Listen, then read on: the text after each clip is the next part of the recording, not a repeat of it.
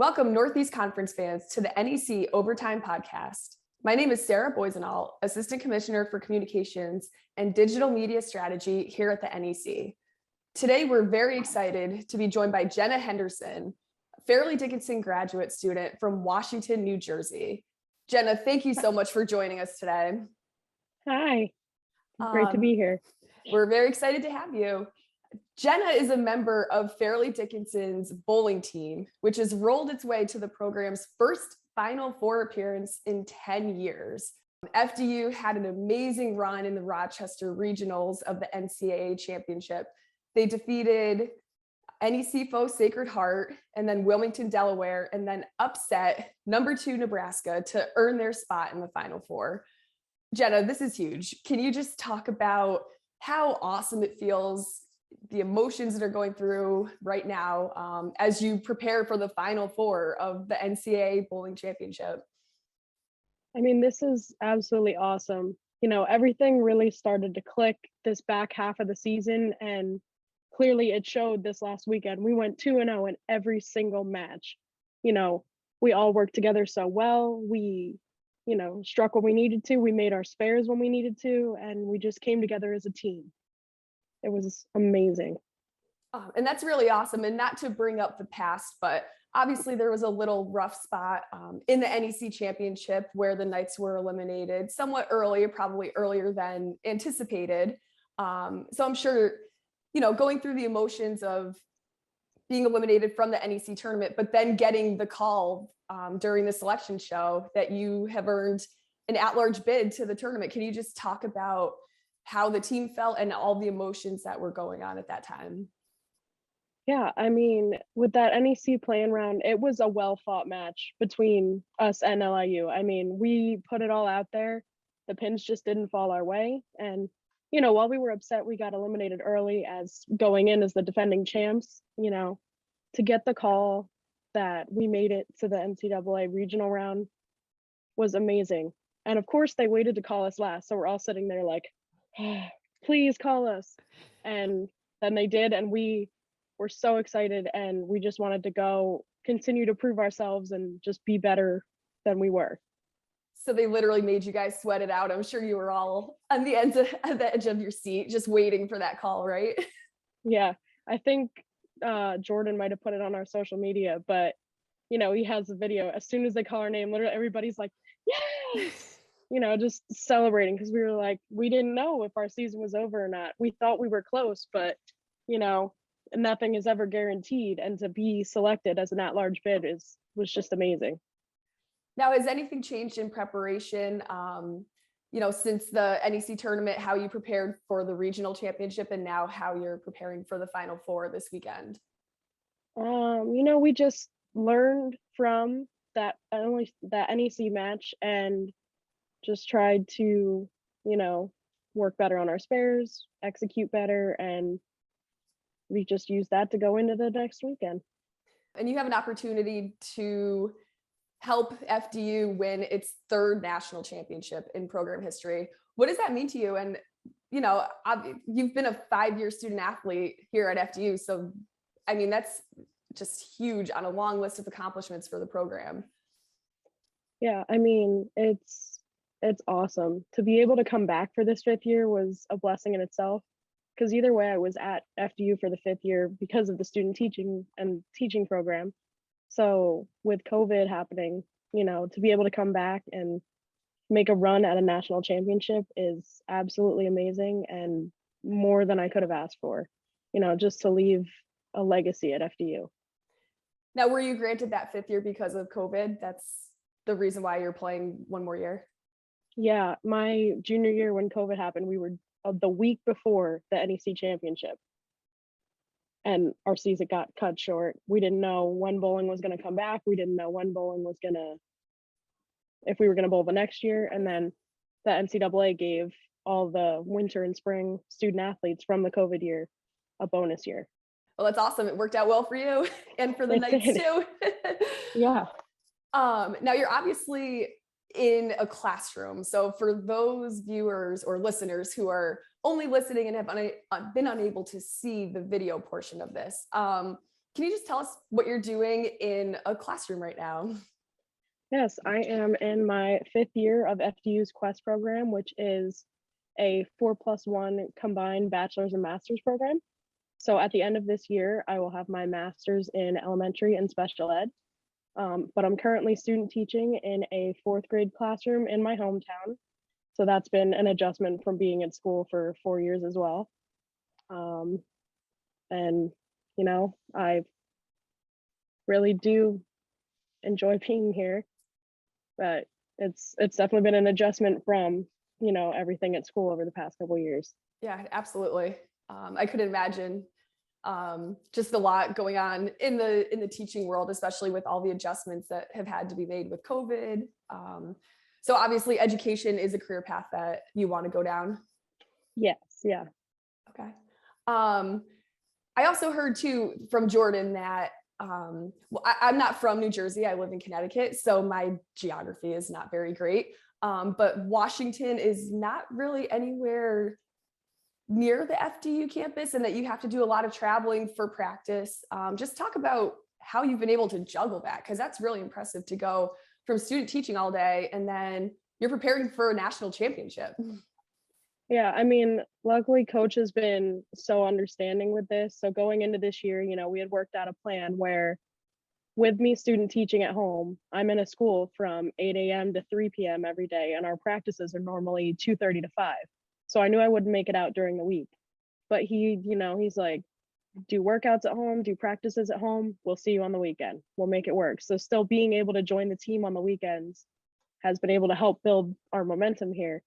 But yeah, he has a lot of faith in me to be able to be prepared and be ready. And, with the adjustment period in the beginning of the season, getting over that, now it's been worth it. And we're fighting for a national championship here. You talk about being able to be with the team on weekends. Can you just give us a little insight about what it means to be an FDU Knight bowler, and just the chemistry? I mean, I've watched a lot of the matches and it just seems like there's so much excitement and chemistry between the team. Can you just tell us a little bit about that? Yeah, there really is a lot of chemistry between us. We all get along. We're all friends. Like it's a second family. It really is. Because for a lot in the beginning of my school career, a lot of us were from like the tri-state area or around there. But now we have someone from California, we have Florida, so we've become the second family that they have when they're not home. And all our parents adopt them, and it's just mutual respect, and just we know whoever's in is gonna rock it, whoever's not in, support 100%. That's being an FDU Knight. That's awesome. I love it. I've also heard too, there's a great parent following and support group. Do you want to talk about the parents and just what they've brought to the table and how great they've been for you guys? I mean, the parents are such a huge support system as well, because as hyped as we get down in the bowlers area, they're even more hype in the back. The dads are running back and forth, giving high fives. They're up on their ladders so they can see everything. All the moms are up front right behind us cheering like crazy, and just the parents want to be there, and they're like so excited to be there like we are. The COVID year last year killed them because there were no spectators allowed. So they had to watch through a live stream. And my parents were so excited. They're like, we get to go to everything now. It doesn't matter. We're going to everything. I love it. If you can just give us a little bit of background on you, how did you pick up bowling as a sport and then decide that you wanted to pursue this in college and be a member of FDU? Can you just talk about your path and what brought you here? I started bowling when I was 5, Oh, wow. because it's been in my family. Like my parents bowled, their parents bowled. It was almost destined to happen. And then I just really like fell in love with the sport, because you can always be better or do better or challenge yourself. There's always something new. It's never the same. And that's really been, a driving force. And then I bowled in high school at Warren Hills, and we were a competitive team in New Jersey. And my senior year, we actually had won states. So I knew like I wanted to take it further, whatever that may be. So then I was actually looking at colleges in high school while I was in high school. And when I visited at FDU, like I just felt like a sense of home. Like when I had an official visit on the campus. So just walking around the campus, being on campus, being with the team that was there, I just felt like, something clicked. And I knew that FDU was the one for me. Oh, that's really great. If you don't mind me asking, when you started out when you were 5, did you start with bumpers or without bumpers?